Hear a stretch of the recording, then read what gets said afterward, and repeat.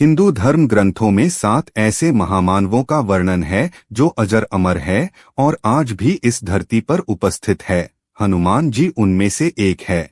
हाल ही में सेतु एशिया नामक एक वेबसाइट ने दावा किया है कि इस धरती पर एक ऐसी जगह है जहां के लोगों से मिलने हनुमान जी प्रत्येक 41 साल बाद आते हैं और कुछ दिन वहां रहने के बाद वापस चले जाते हैं।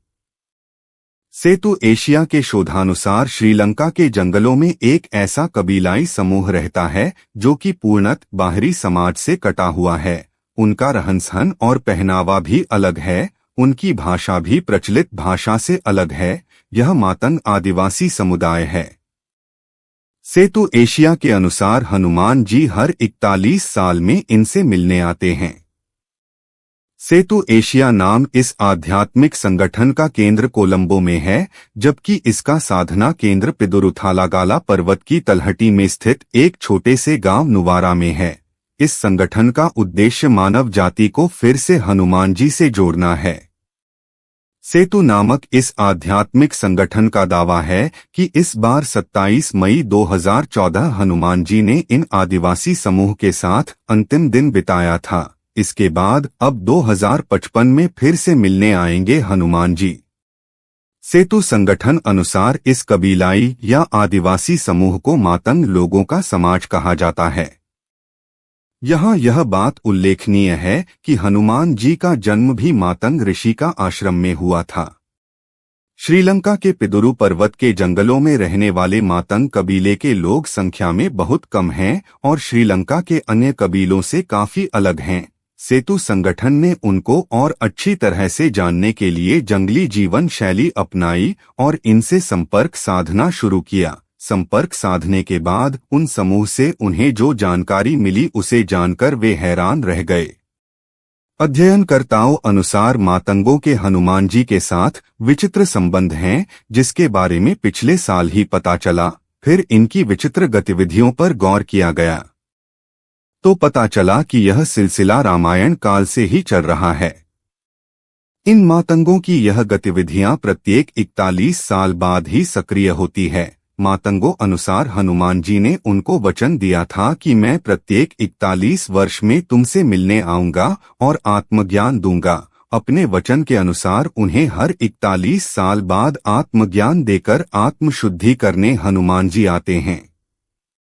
सेतु अनुसार जब हनुमान जी उनके पास 41 साल बाद रहने आते हैं तो उनके द्वारा उस प्रवास के दौरान किए गए हर कार्य और उनके द्वारा बोले गए प्रत्येक शब्द का एक मिनट का विवरण इन आदिवासियों के मुखिया बाबा मातंग अपनी हनु पुस्तिका में नोट करते हैं। 2014 के प्रवास के दौरान हनुमान जी द्वारा जंगल वासियों के साथ की गई सभी लीलाओं का विवरण भी इसी पुस्तिका में नोट किया गया है।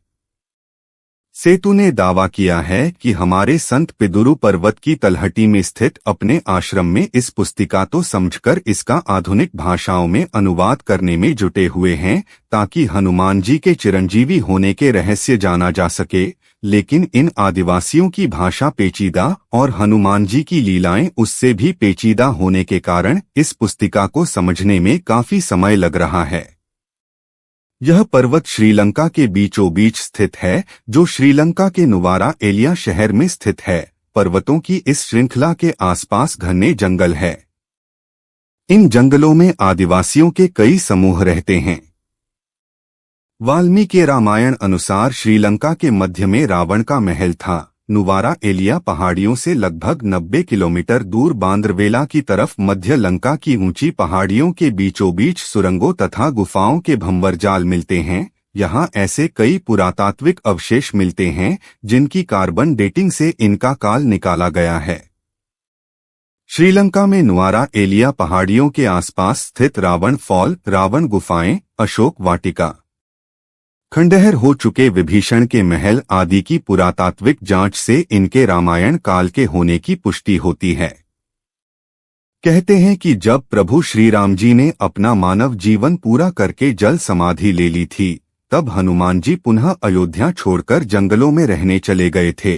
किष्किंधा आदि जगह होते हुए वे लंका के जंगलों में भ्रमण हेतु गए। उस वक्त वहां विभीषण का राज था। विभीषण को भी चिरंजीवी होने का वरदान प्राप्त था। हनुमान जी ने कुछ दिन श्रीलंका के जंगलों में गुजारे जहां वे प्रभु श्री राम का ध्यान किया करते थे। उस दौरान पिदुरु पर्वत में रहने वाले कुछ मातंग आदिवासियों ने उनकी खूब सेवा की। उनकी सेवा से प्रसन्न होकर हनुमान जी ने उनको वचन दिया कि प्रत्येक 41 साल बाद में तुमसे मिलने आऊंगा। यही कारण है कि हनुमान जी आज भी इस वचन का पालन करते हैं। सेतु वेबसाइट का दावा है कि मातंगों के पास एक ऐसा रहस्यमय मंत्र है जिसका जाप करने से हनुमान जी सूक्ष्म रूप में प्रकट हो जाते हैं। वे आज भी जीवित हैं और हिमालय के जंगलों में रहते हैं। जंगलों से निकलकर वे भक्तों की सहायता करने मानव समाज में आते हैं, लेकिन किसी को दिखाई नहीं देते। मातंगों अनुसार हनुमान जी को देखने के लिए आत्मा का शुद्ध होना जरूरी है। निर्मल चित्त के लोग ही उनको देख सकते हैं। मंत्र जप का असर तभी होता है जबकि भक्त में हनुमान जी के प्रति दृढ़ श्रद्धा हो और उसका हनुमान जी से आत्मिक संबंध हो। सेतु का दावा है कि जिस जगह पर यह मंत्र जपा जाता है उस जगह के 980 मीटर के दायरे में कोई भी ऐसा मनुष्य उपस्थित न हो जो आत्मिक रूप से हनुमान जी से जुड़ा न हो, अर्थात उसका हनुमान जी के साथ आत्मा का संबंध होना चाहिए।